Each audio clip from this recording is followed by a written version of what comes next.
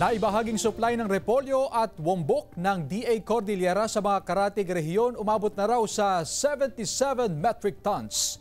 Ang detalye ihatid live ni Joan Punsoy. Joan? Chris, ayon sa Department of Agriculture Cordillera, unti-unti na nilang nanonormalize o stabilize nga itong supply and demand nga ng repolyo at wombok sa patuloy pa rin nilang isinasagawa na Veggie Connect o distribusyon ng mga repolyo at wombok sa mga karating probinsya at rehiyon upang matulungan nga ang mga Cordilleran farmers na maibenta itong kanilang mga gulay.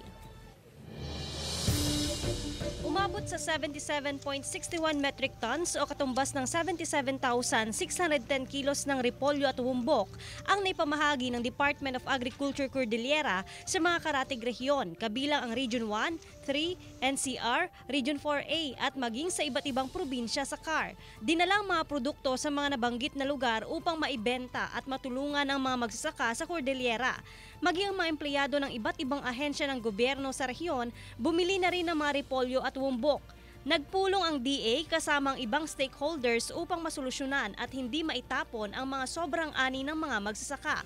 Kabilang sa long-term solution ang pagpapalakas ng post-harvest processing kung saan kinakailangan ng makina at pasilidad para may proseso at makagawa ng panibagong produkto mula sa repolyo at wombok.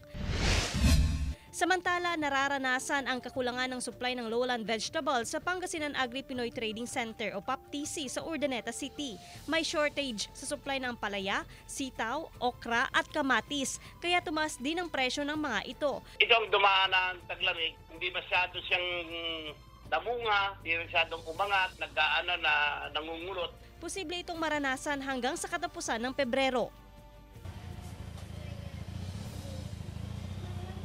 Mula nga sa 10 pesos per kilo na dating presyo ng repolyo sa Cordillera, ngayon naglalaro na ito sa 15 pesos per kilo. May slight difference naman ito kumpara sa mga presyohan ng repolyo at iba pang highland vegetables dito sa baba o sa mga lowland markets. Gaya na lamang nga ng ating kinaroroonan sa Malimgas Public Market dahil meron ring konsiderasyon itong mga negosyante gaya na lamang ng kanilang mga transportation cost, bayad sa pwesto at kanilang tauhan. Pero karamihan naman sa mga highland vegetables na ibinebenta dito sa palengke ay bumaba nga ng 20 pesos per kilo. Umpisahan na natin ang price update sa highland vegetables. Sa carrots, ito ay naglalaro sa 80 pesos per kilo ang presyo. Ang patatas, 100 pesos per kilo ang presyo. Sayote, 50 pesos per kilo. Baguio beans, 100 pesos per kilo ang presyo. Bell pepper, 100 pesos per kilo rin ang presyo. Ang wombok ay nasa 30 pesos per kilo. Parehas ito ng repolyo na naglalaro sa 30 pesos per kilo. Pero ang ilang mga negosyante dito sa palengke, ibinibigay na lang din ng 20 pesos per kilo. Ito nga